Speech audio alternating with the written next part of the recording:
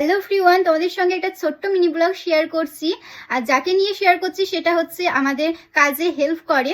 তো সেই মাসিটার কথা কিছু শেয়ার করব। মাসিটা এতটাই ভালো, মানে আমরা যদি ঘরে তালা না দিয়ে চলে যাই কোথাও ঘুরতে, তাও আমাদের এতটাই বিশ্বাস আছে যে আমাদের একটা জিনিস কোথাও এদিক ওদিক যাবে না। তো আমরা তাকে ভাবি যে আমাদের ফ্যামিলি মেম্বার তিনি। তো বলে না কথায় যে ভালোবাসা দিলে ভালোবাসা পাওয়া যায়।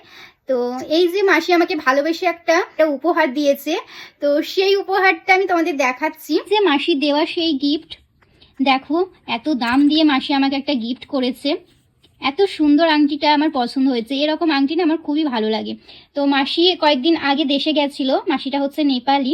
তো ওদের বাড়ি গেছিল, তখন ওখানকার আংটি এটা, তো ওখান থেকেই নিয়ে এসেছে। ওখানকার আংটি নাকি খুবই সুন্দর চাঁদির আংটি এটা। মানুষের প্রতি বিশ্বাস আর ভালোবাসা না থাকলে এরকম জিনিস খুবই কমই পাওয়া যায়। তো এই যে মাসির ভালোবাসা, আমি অনেক খুশি হয়েছি। আর মাসিকে বলেছে এত দাম দিয়ে কেন নিয়ে এসেছো। বিশেষ করে মাসিদের কাছে এই টাকাটাই অনেক। দেখো বিলে কত টাকা দিয়ে মাসি আমার জন্য নিয়ে এসেছে, তোমাদের দেখাচ্ছি। এই যে দেখো, এটার দাম নিয়েছে 1200 টাকা। অবশ্যই এটার দাম অনেক মাসির কাছে, কিন্তু তাও আমার জন্য এনেছে।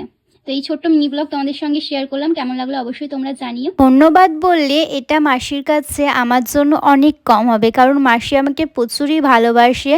মাসিকে আমাদের পরিবারের ফ্যামিলি মেম্বার ভাবি, কারণ এটা মনেই হয় না যে মাসি আমাদের কাজে হেল্প করে।